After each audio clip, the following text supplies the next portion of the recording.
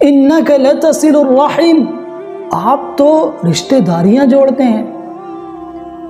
وتقری الضیف، آپ مہمان نوازی کرتے ہیں، وتحمل الکل، آپ تو بوجھ اٹھاتے ہیں لوگوں کا، وتکسب المعدوم، محتاج مسکین غریب فقیر کو کما کر لا کے دیتے ہیں، وتعین علی نوائب الحق، اور آپ تو مصیبت میں پھنسے مشکلات میں پھنسے لوگوں کی مدد کرتے ہیں، تعاون کرتے ہیں،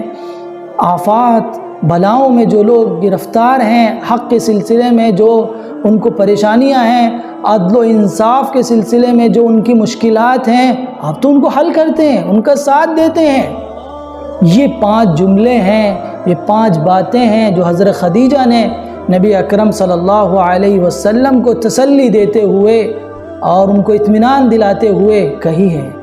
کہ اللہ آپ کو ہرگز ضائع نہیں کرے گا، ہرگز اللہ آپ کو اکیلا نہیں چھوڑے گا۔ حضرت خدیجہ نے آپ کی تسلی اور آپ کو اطمینان دلانے کے لیے جو جملے کہے ہیں وہ سونے کے پانی سے لکھنے کے قابل ہیں، اور ان کو اپنی زندگی میں نافذ کرنے کی ضرورت ہے۔ جو لوگ بھی ان 5 صفات کے حامل ہوں گے، جن کے اندر یہ 5 صفت ہوں گی، نمبر 1 وہ رشتہ داری کو جوڑتے ہوں گے، نمبر 2 وہ مہمان نواز ہوں گے، نمبر 3 وہ لوگوں کا بوجھ اٹھاتے ہوں گے، نمبر 4 وہ لوگوں کو کما کر کھلاتے ہوں گے، محتاج مسکین کی مدد کرتے ہوں گے، نمبر 5 وہ انصاف کے سلسلے میں، حق و انصاف کے سلسلے میں جو لوگوں پر مشکلات اور مصیبت ہیں ان کا تعاون کرتے ہوں گے، حق کی راہ میں جو لوگوں کو رکاوٹیں آتی ہیں، پریشانی آتی ہے، اس سلسلے میں ان کی مدد کرتے ہوں گے، تو اللہ تعالیٰ ان 5 صفات کے حامل انسان کو کبھی ضائع نہیں کرے گا۔